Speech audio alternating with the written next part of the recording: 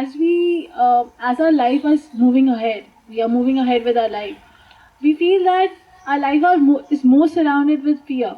Why? You tell me. So I don't know. I really want to ask that. Why our life is so much surrounded by fear? You aren't really afraid of me right now, are you? No. Not even of this man. No. Thank God. But if you have borrowed a fat sum of money from me or from him, then you would not really be so carefree. Return your debts, settle what you have taken from the world, and then the world cannot terrify you. The world is able to terrify you because you are dependent on it.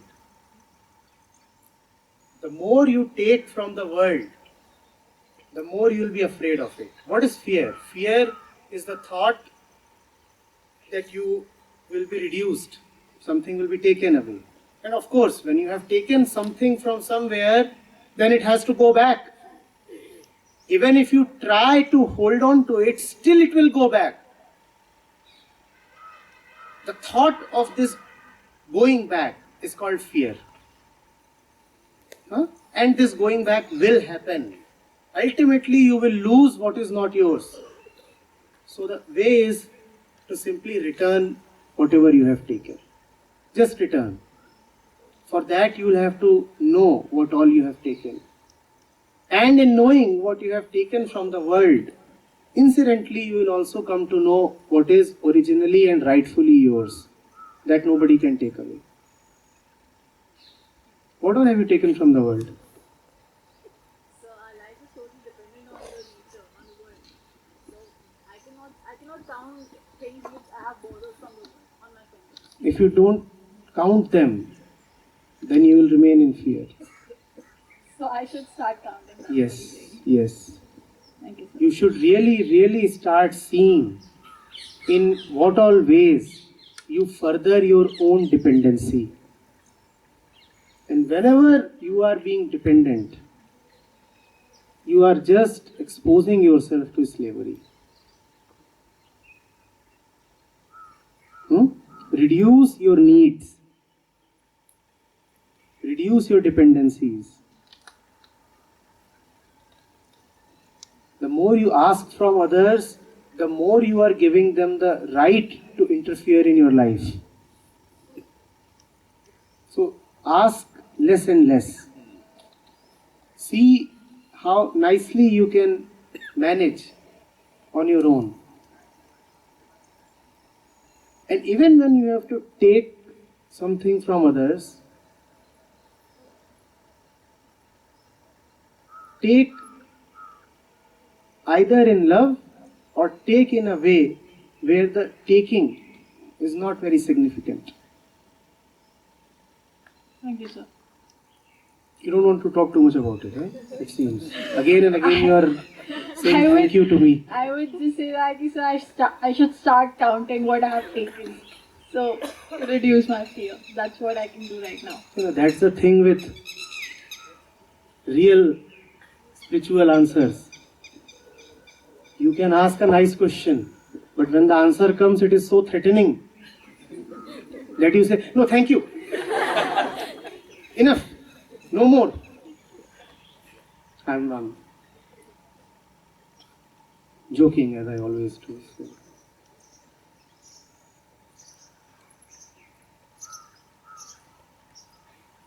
Sir, I've been listening since so many years that earning and learning, then eating, sleeping is not the real purpose behind a life.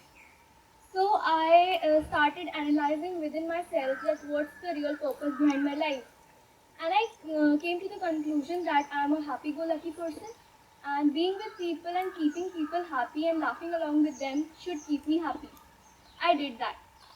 And as long as I'm along with those people, it gives me happiness. But when I go back home and I go to bed for sleeping, and my mind is not at peace because when I analyze for the day, the answer is I'm still not happy. So how to find the real purpose behind our life and how to answer that question to ourselves? So how to find the real purpose behind our life? How do you look when trying to laugh when you're not feeling like laughing? No, I always love laughing. I forget everything and I just laugh. But after that, again the same things come into my mind. So, how would you look when you're laughing when those things are coming to your mind and you're troubled? I haven't imagined that. Try to imagine. I'll be smiling, I'll be laughing, but at some portion of the mind, the things would be there. How does one look? How does one look? Any volunteers who would want to show that kind of a face that is trying to laugh when it is not really feeling like laughing?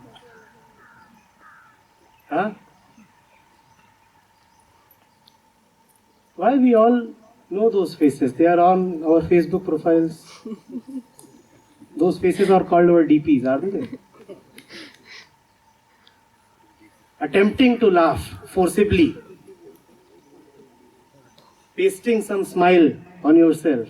Is that what is happiness? Yes?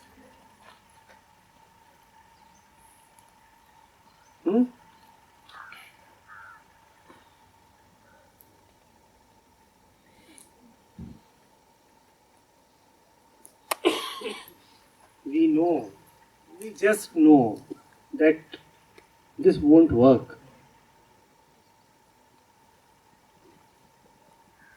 Simply drop it. When something is not working, why keep trying again and again? Just drop it. Happiness is freely available, yet it is not at all cheap.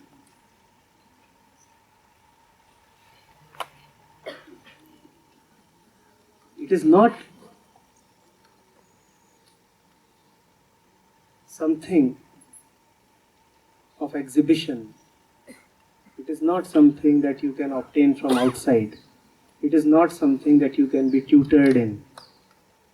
It is not something that your next flat will give you. It is not something that you get in a party.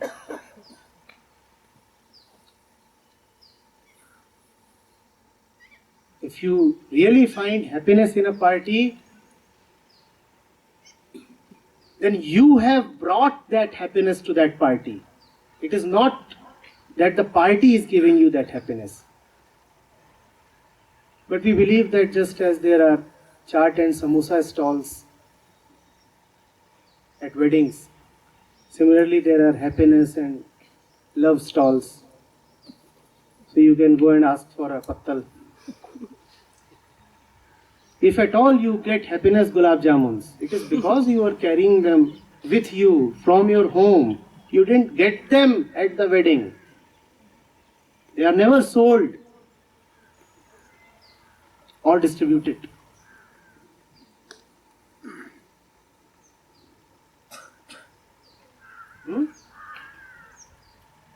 We have been trained in thinking that something will give us happiness. That's how also we construct our language, don't we? What makes you happy? What gives you happiness? This is the kind of language that we use. Nothing makes you happy. Nothing gives you happiness. Real happiness is in nature. It is when you have cleaned yourself of all this infantile rubbish. Free of all the teachings and education that media and society have given you. You just see that this freedom itself is happiness. What is health? Nothing special. Freedom from disease. You don't go somewhere to get health. You are healthy. You are healthy. It's not something special. It's not something that you can call as the mission of life. You cannot say, I'm searching for happiness. I'm searching for health.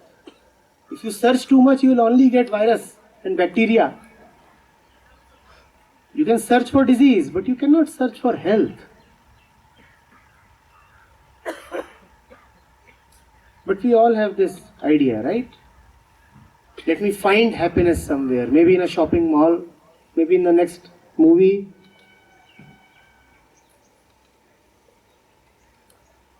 Maybe in the New Year celebrations. Maybe when I get my next kid. Let me find happiness somewhere. You won't find it there. Nobody ever found it there. You'll just be disappointed as you have always been. Don't keep trying. Give up this false hope. This giving up is happiness.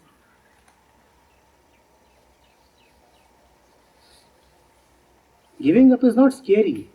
Is giving up a disease scary? Are you scared to give up on your cold or flu? Are you? Or headache? Are you afraid? Oh my God, it is such a nice heavy thing to have here. How can I give it up? You just give it up, right? Happiness is giving up your headache. Give it up. It is not something specific or particular or tangible. It is just this giving up. Give up what makes you heavy. Give up what makes you dull. Give up what frustrates you. And that is happiness. Simple and direct. Within you.